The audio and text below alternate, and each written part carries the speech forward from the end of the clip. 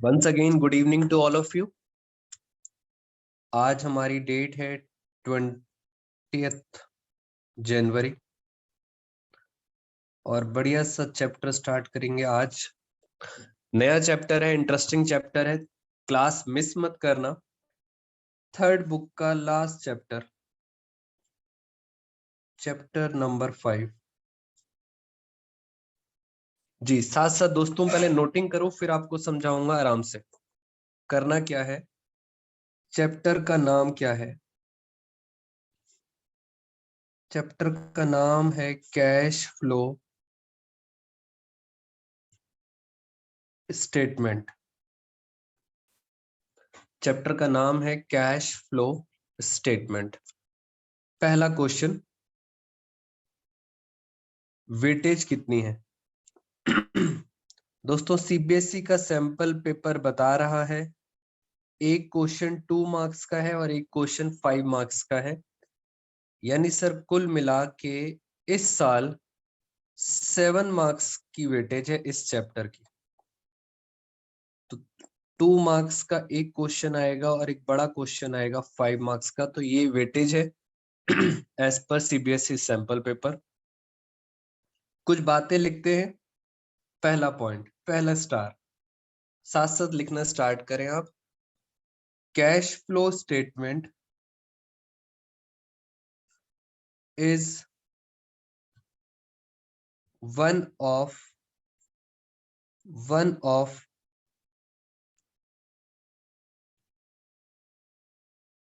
financial cash flow statement is one of financial statements।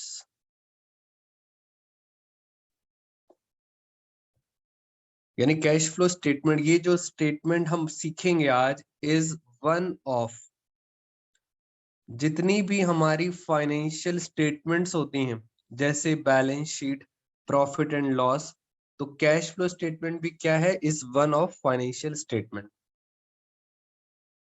Cash flow statement का accounting standard, पहले basic लिख लें सारी बातें दोस्तों। कैश फ्लो स्टेटमेंट का अकाउंटिंग स्टैंडर्ड है 3, जो अभी कुछ साल पहले क्या हो गया था, रिवाइज्ड। ये छोटे छोटे से पॉइंट्स आपके स्कूल्स में पूछे जाते हैं वाइवा के अंदर।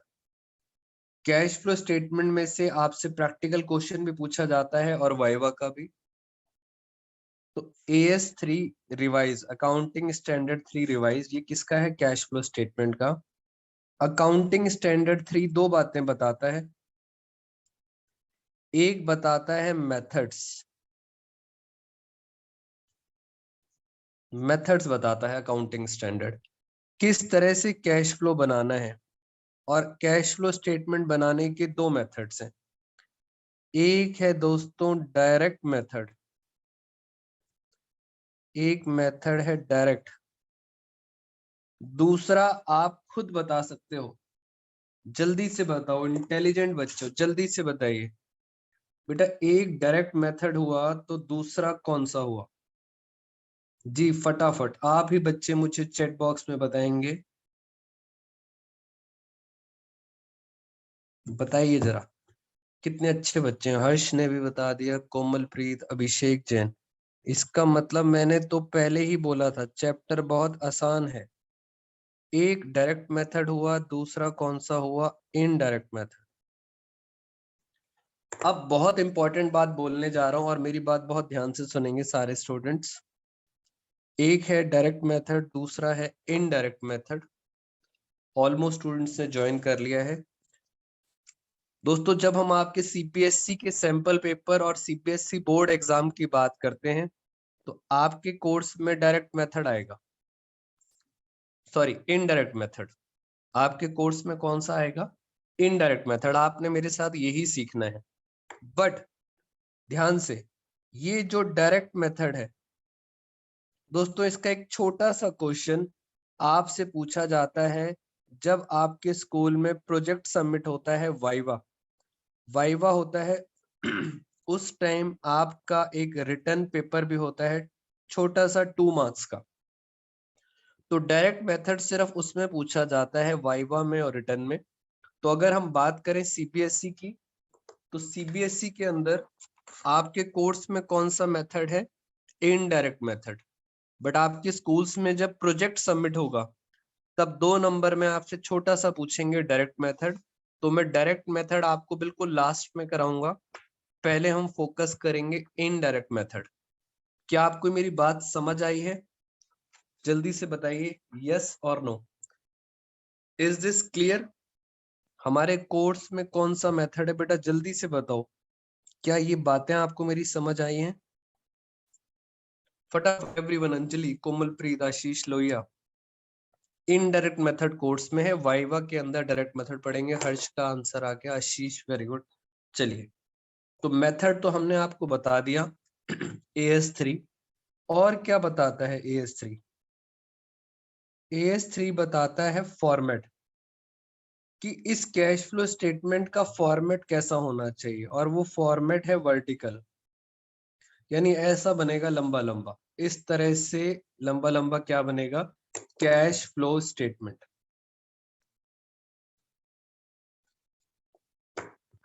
चलिए, इतनी बात भी समझ आ गई। अब हम लिखते हैं कैश फ्लो स्टेटमेंट का मीनिंग। सब समझाऊंगा, अभी तो सिर्फ नोटिंग वाला पार्ट है।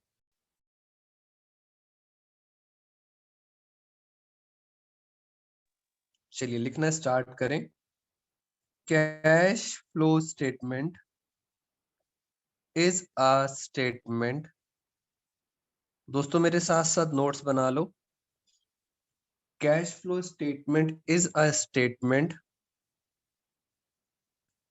which shows, cash flow statement is a statement which shows flow of cash and cash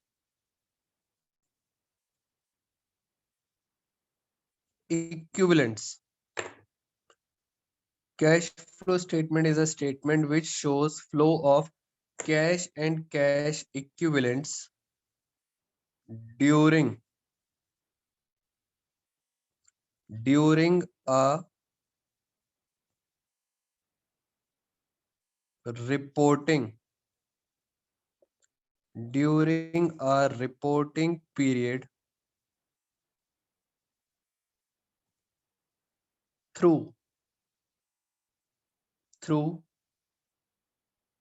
period through three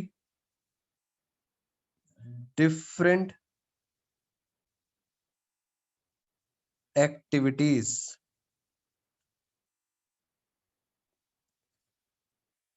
Cash flow statement is a statement which shows flow of cash and cash equivalents during a reporting period through 3 different activities. अब ये 3 activities कौन सी होती हैं? बहुत बढ़िया chapter है, logical है, मजा आएगा करने में, इंटरेस्टिंग है। कुछ ऐसी बातें हैं जो आपने कभी सुनी नहीं होंगी, उन बातों को भी हम इसके अंदर डिस्कस करेंगे। बहुत बढ़िया चैप्टर है। पहली एक्टिविटी, कैश फ्लो फ्रॉम, लिखें जरा, ऑपरेटिंग एक्टिविटी। पहली एक्टिविटी है cash flow from operating activity, मैं अंडरलाइन कर देता हूं, ऑपरेटिंग एक्टिविटी। सेकंड है cash flow from investing activity.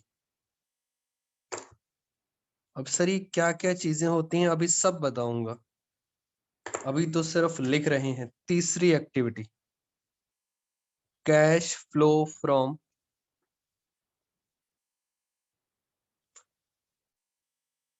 Financing activity. Financing activity,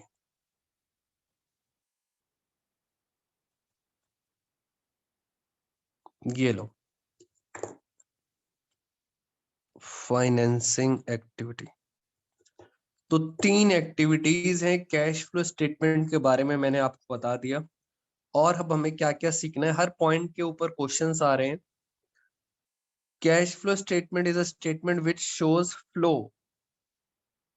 flow of cash and cash equivalent. Sir ये क्या होते हैं?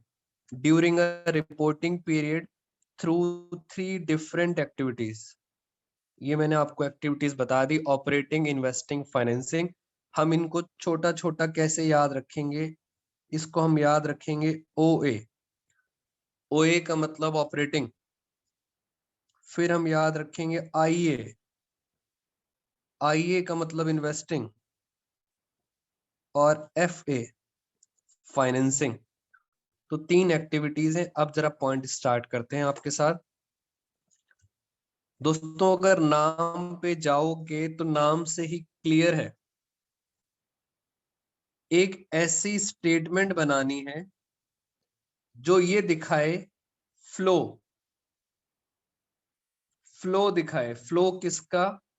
कैश का। और फ्लो का क्या मतलब होता है? अगर हम सिंपल बात करें तो फ्लो का क्या मतलब है? दोस्तों अगर आपके पास इनफ्लो, फ्लो किसका दिखाना है? कैश का।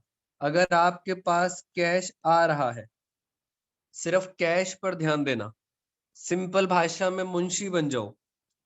दिमाग नहीं लगाना, अकाउंट्स नहीं पढ़ना, मुंशी बनना है। अगर कैश आ रहा है तो इनफ्लो। अगर आपकी पॉकेट से कैश जा रहा है तो उसे क्या बोलेंगे? आउटफ्लो।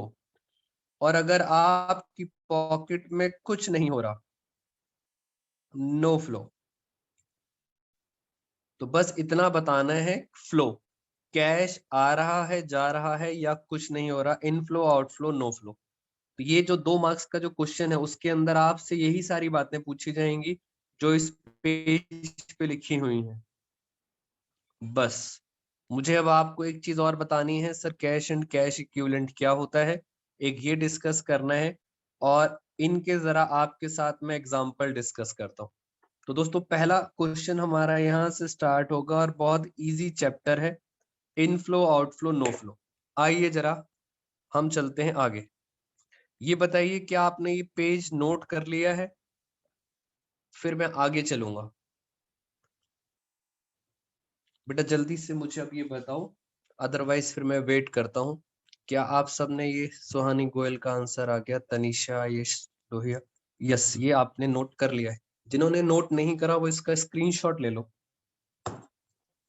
और अब मैं चलता हूँ। यस अभिषेक, पीयूष। बेटा बस मुझे एग्जांपल्स बताने हैं और कुछ नहीं करना। नया चैप्टर है, बढ़िया, 7 मार्क्स का।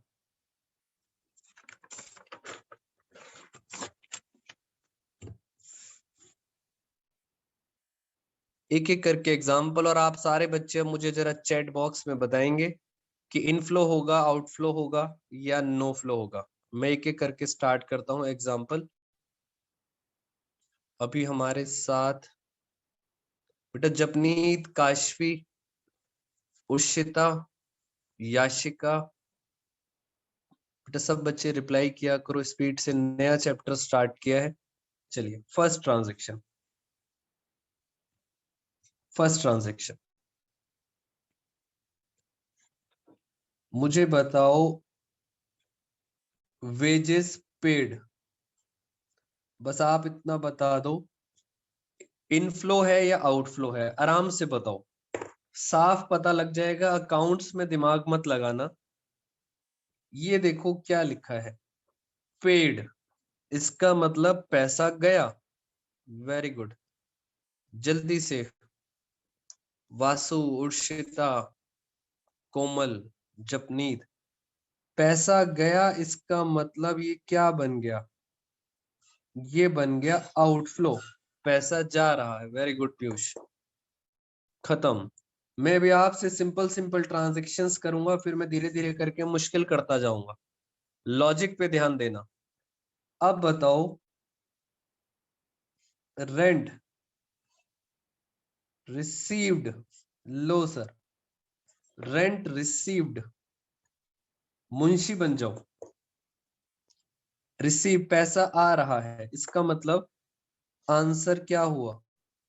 आंसर हुआ इनफ्लो ऑफ कैश, पैसा आ रहा है, इनफ्लो। Very good. ये लो, धीरे धीरे करके मुश्किल ट्रांजैक्शन करेंगे। Credit, sale of goods. दोस्तों आपने गुड्स बेचे हैं मगर उधार पर बेचे हैं, उधार पर। जब उधार पे बेचते हैं तो जल्दी से बताओ, पैसा आता है या जाता है? बेटा उधार पर पैसा बाद में आता है। वेरी गुड हर्ष। अभी पैसा नहीं आएगा, बाद में आएगा, नो फ्लो। कोई पैसा नहीं आएगा। ऑफ कोर्स उधार पे बेचेंगे तो बाद में पैसा मिलेगा। और आगे चलते हैं। मशीनरी परचेज, मशीनरी परचेज करी है। पहला दिमाग में क्वेश्चन ये आना चाहिए, सर ये बताओ ये जो मशीनरी खरीदी है ये आपने कैश में खरीदी है या आपने उधार पे खरीदी है? आप सब बच्चों के दिमाग में ये क्वेश्चन आना चाहिए। मशीनरी तो खरीदी है, कैश में खरीदी है या उधार पे? अगर मैं बोलता हूं कैश में खरीदी है, बताओ क्या आंसर होगा? बेटा सोचो, मशीनरी पे मत फोकस करो। मशीनरी खरीदी है तो कैश पे क्या इम्पैक्ट पड़ेगा? मशीन खरीदेंगे तो कैश जाएगा।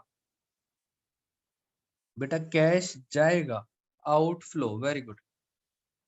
और पैसा जा रहा है, ऑफ कोर्स मशीनरी आ रही है मगर कैश तो जा रहा है, तो आउटफ्लो।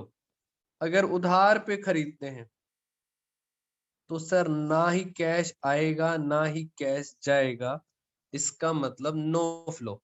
वेरी गुड, बड़ी जल्दी स्पीड से चल रहा है काम। Very good everyone. बेटा सारे बच्चे पार्टिसिपेट करो जल्दी जल्दी। मैं और मुश्किल करूंगा ट्रांजैक्शन। ये लो, और मुश्किल ट्रांजैक्शन।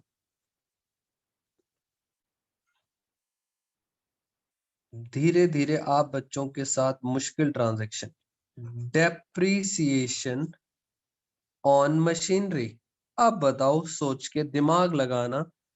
डेप्रीसिएशन का मतलब होता है आपकी असेट कम हो रही है। ये बताओ कैश में क्या इफेक्ट पड़ेगा?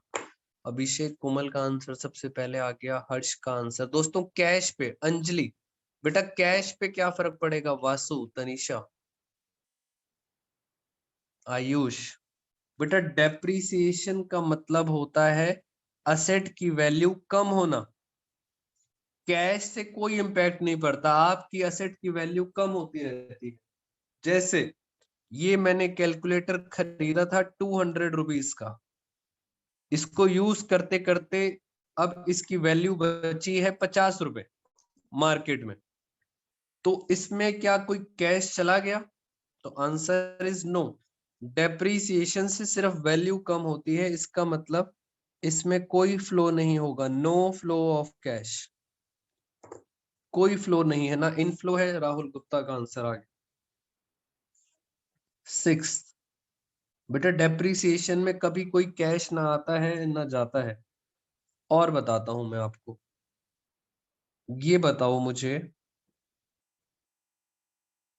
क्या आपने सुना है बार्टर सिस्टम? पहले ये बताओ, क्या आप सब बच्चों ने सुना है बार्टर सिस्टम होता क्या था? बार्टर सिस्टम होता था सामान के बदले सामान, एक्सचेंज ऑफ गुड्स। बेटा सामान के बदले सामान दिया जाता था। Yes very good. Goods, barter का मतलब आपसे एक सामान लिया और दूसरे से एक सामान लिया, एक्सचेंज ऑफ गुड्स।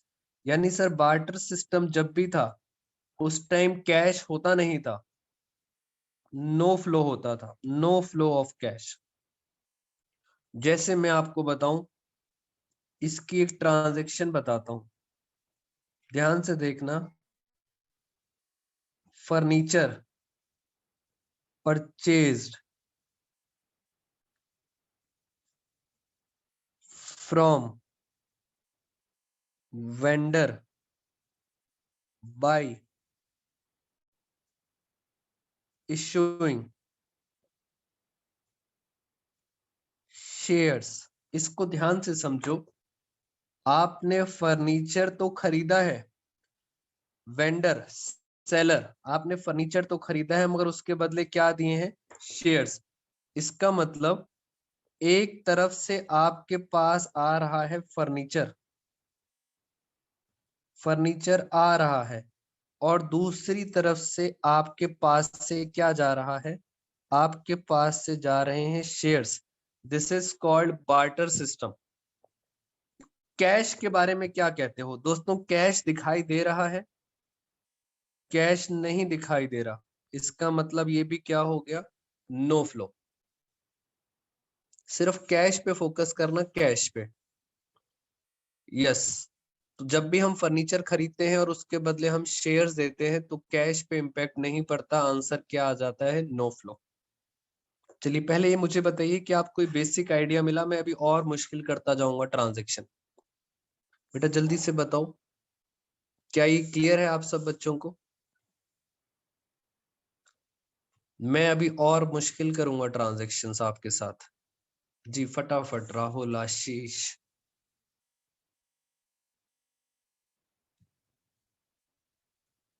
अच्छी तरह समझ लो, कैश फ्लो का बेसिक तैयार हो जाएगा। लो, सब बच्चों को यहां तक पॉइंट क्लियर है, और आगे चलते हैं। ये लो, जीएसटी पेड टू गवर्नमेंट। बेटा टैक्स था, गुड्स एंड सर्विस टैक्स पे कर दिया गवर्नमेंट को। आपको दोस्तों हिंट मिल जाता है, हिंट देखो, पे करा है, पे करा है तो आंसर क्या होगा, आउटफ्लो। वेरी गुड आयुष, पे करा है तो आंसर क्या होगा, आउटफ्लो। अच्छा ये बताओ जरा, अब पता लगेगा कितने बच्चों को समझ आ रहा है। इशू ऑफ डिबेंचर्स, आपने ये चैप्टर पढ़ा भी था, डिबेंचर्स इशू करे हैं। सोच के बताओ, जब हम डिबेंचर्स इशू करते हैं, सोचो पैसा आता है हमारे पास या जाता है, आप सोचो। हम एक कागज दे रहे हैं, डिबेंचर दे रहे हैं, उसके बदले पैसा आता है या आता है? बच्चे कह रहे हैं सर आता है, इनफ्लो। कैश आता है दोस्तों, एंट्री होती थी, याद करो एंट्री होती थी, bank account debit to debenture application and allotment account. Issue के टाइम पैसा आता है। और ये बताओ, यहाँ पे बच्चे कंफ्यूज होते हैं और मैंने आपको उस टाइम बताया भी था, रिडम्पशन। अब बताओ, रिडम्पशन ऑफ डिबेंचर्स, मैंने आप सब बच्चों को मतलब बताया था कि रिडम्पशन का क्या मतलब होता है, कंफ्यूज मत होना। रिडम्पशन का मतलब होता है आपने उनका पैसा वापस कर दिया। रिडम्पशन का मतलब होता है रीपेमेंट, पैसा वापस कर दिया।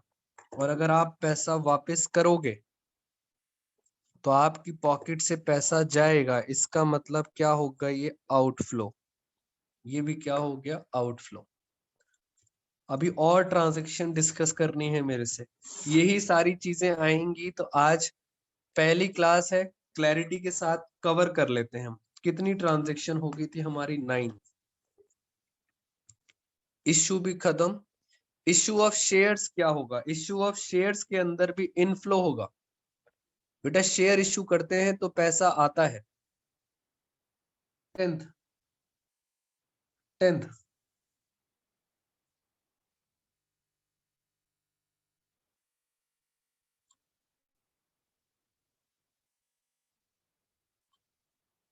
चलिए अभी मैं क्लास के एंड में डाउट्स लूंगा, तब डिस्कस करते हैं आपसे, एक दो बच्चों के क्वेश्चंस आ रहे हैं मेरे पास।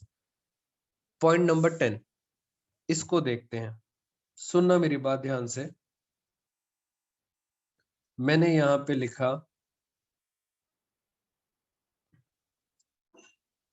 ये हमारे पास मान लेते हैं ये डिबेंचर होल्डर है।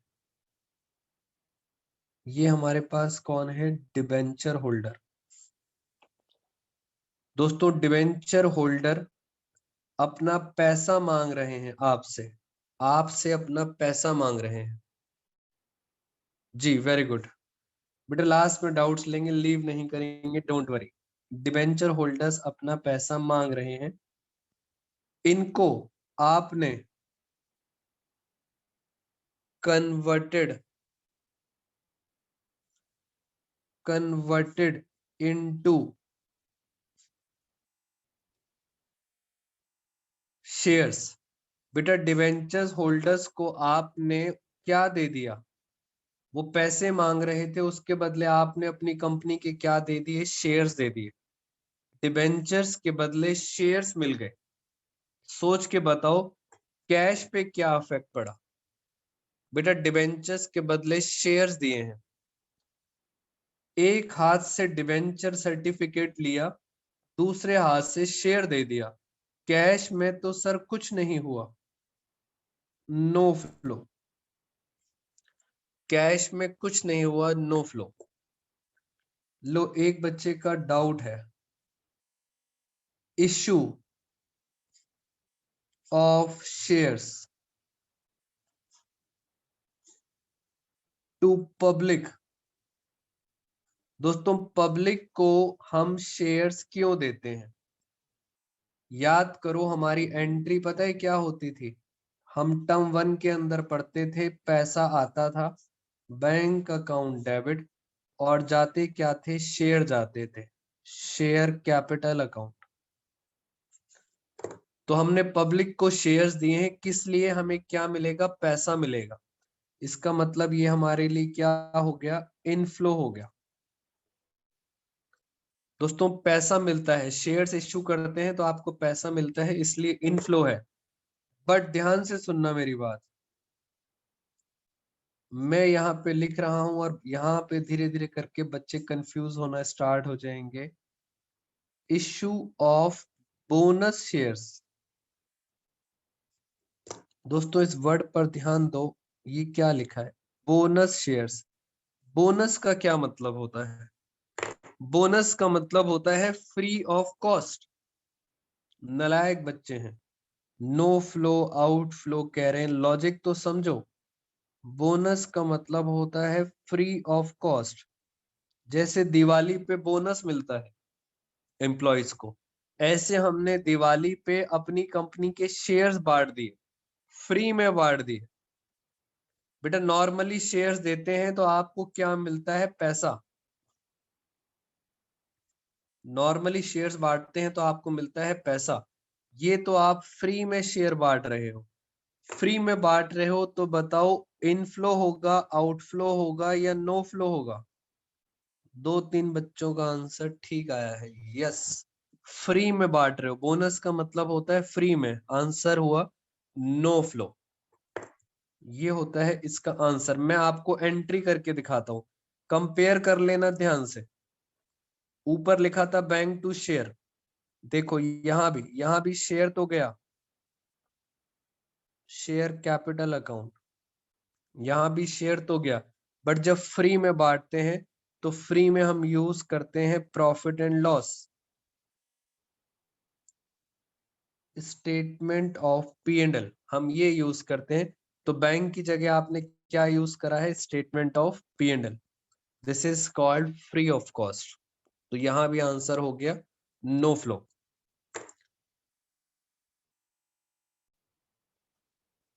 जल्दी से बताओ हमारे इंडिया में डीमोनेटाइजेशन कब आया था? नोटबंदी कब आई थी? जल्दी से। कुछ भी बोल रहे हैं बच्चे, कह रहे हैं कि सर कुछ भी।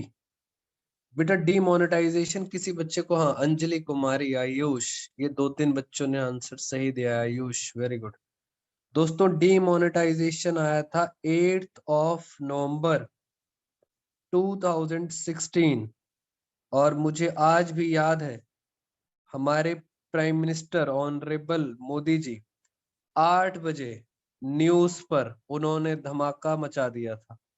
उन्होंने कहा था 8 नवंबर को रात 8 बजे आज के बाद 500 के नोट और 1000 के नोट बंद।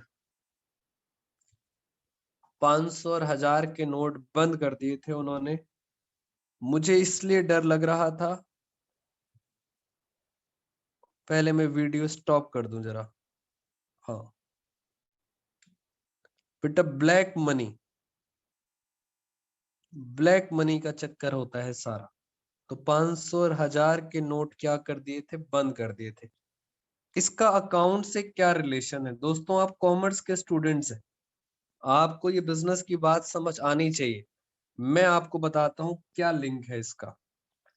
अभी हमें एक टर्म पढ़नी है जिसका नाम होता है कैश एंड कैश इक्विवेलेंट्स। इसका मतलब, अभी तक आप कैश कैश पढ़ते आ रहे थे, ये तो आप सबको पता है कैश। ये क्या होता है, कैश एंड कैश इक्विवेलेंट्स, यानी कैश के बराबर कुछ चीजों को कैश के बराबर काउंट किया जाता है। जैसे पहला पहला तो कैश ही है, पहला तो कैश ही है sir. Cash and cash equivalents क्या होते हैं? जैसे आपको पता है हम कई जगह कैश की जगह क्या यूज कर लेते हैं, bank. Very good, cheque. Bank use कर लेते हैं, चेक यूज कर लेते हैं। तो बैंक क्या है, बैंक को आप क्या बोलोगे, कैश इक्विवेलेंट। और बताता हूं मैं आपको, एक होती है हमारी शॉर्ट टर्म इन्वेस्टमेंट। बहुत ध्यान से सुनना आप, मैं आपको कुछ समझाना चाहता हूं। अगर टाइम हमारे पास बचा तो हम ये डिस्कस करके जाएंगे आज। शॉर्ट टर्म इन्वेस्टमेंट अभी मतलब बताता हूँ। फोर्थ, अभी सबके मीनिंग बताने हैं, डोंट वरी। मार्केटेबल सिक्योरिटीज, ये सब क्या क्या चीजें होती हैं, इनके बारे में हम डिस्कस करते हैं दोस्तों। इन चार चीजों को बोला जाता है कैश एंड कैश इक्विवेलेंट। और भी बातें लिखवाएंगे, treasury bills, commercial papers, cheque, अभी उनको छोड़ो। अभी इतना समझो, कैश एंड कैश इक्विवेलेंट क्या होते हैं। Cash, bank, short term investment और मार्केटेबल सिक्योरिटीज। और ये जो है शॉर्ट टर्म इन्वेस्टमेंट और मार्केटेबल सिक्योरिटीज, ये शॉर्ट टर्म का मतलब क्या है? शॉर्ट टर्म का मतलब होता है 3 मंथ्स,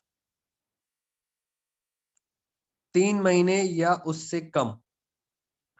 3 महीने या उससे कम शॉर्ट टर्म इन्वेस्टमेंट, 3 महीने या कम, या मार्केटेबल सिक्योरिटीज मतलब शेयर्स, डिबेंचर्स, अगर 3 महीने या उससे कम है तो उसे क्या बोला जाता है, कैश एंड कैश इक्विवेलेंट। तो अभी तक हम कैश पढ़ रहे थे, but cash and cash equivalent सब कुछ कवर होता है इसके अंदर।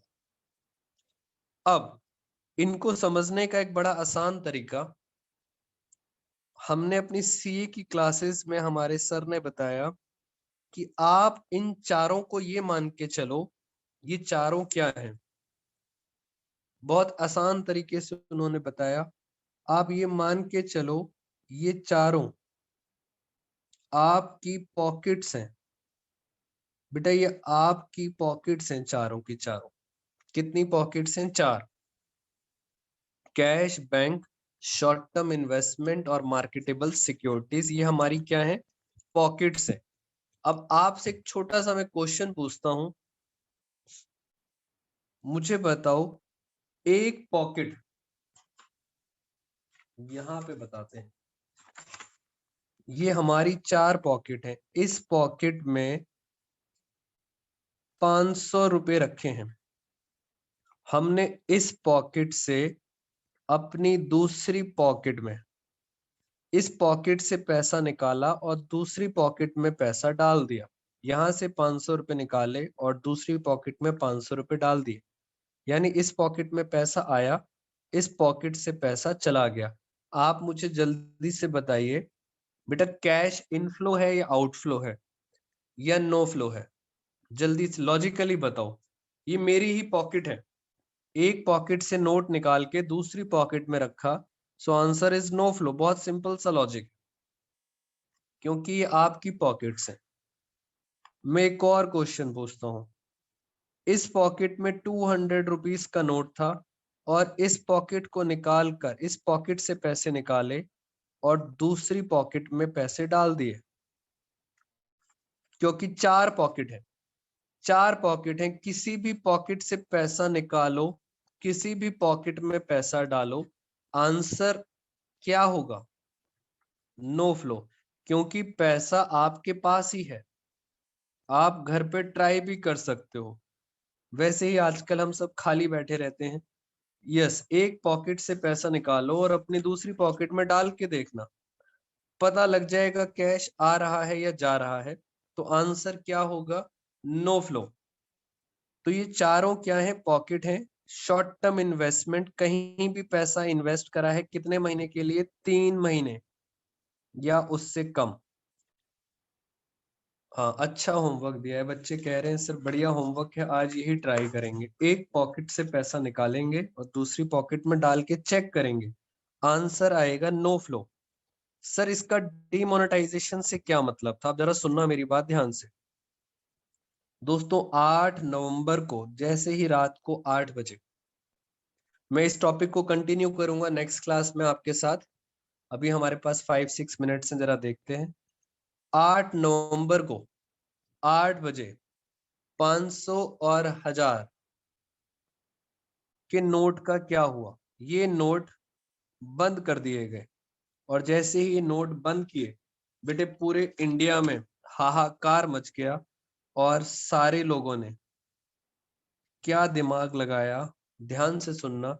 इन सब लोगों ने जितना भी ब्लैक मनी था, रात को 8 बजे जैसे ही न्यूज आई, इंडिया वालों ने सब ने क्या करा? गोल्ड खरीद लिया, गोल्ड परचेज कर लिया। जितना भी ब्लैक मनी थी, कैश थी, उससे क्या खरीद लिया? गोल्ड खरीद लिया। जैसे ही गोल्ड खरीदेंगे, गोल्ड तो आ जाएगा, आपकी पॉकेट से क्या चला जाएगा? कैश चला जाएगा। आप प्रैक्टिकली सोचो, क्या ये जो जितने भी लोग थे, इन्होंने गोल्ड खरीदा, क्या ये गोल्ड के शौकीन है गोल्ड खरीदने के? इनको अच्छा लगता है गोल्ड खरीदना? सोच के बताओ, यस और नो। हाँ, बच्चे कह रहे हैं सर इसमें सीए का बहुत बड़ा रोल था। बेटा सीए नहीं, पूरी कॉमर्स लाइन का रोल था, आप सब बच्चों के लिए ही बनाया गया है। क्या इन्हें गोल्ड खरीदने का कोई शौक था? So answer is no.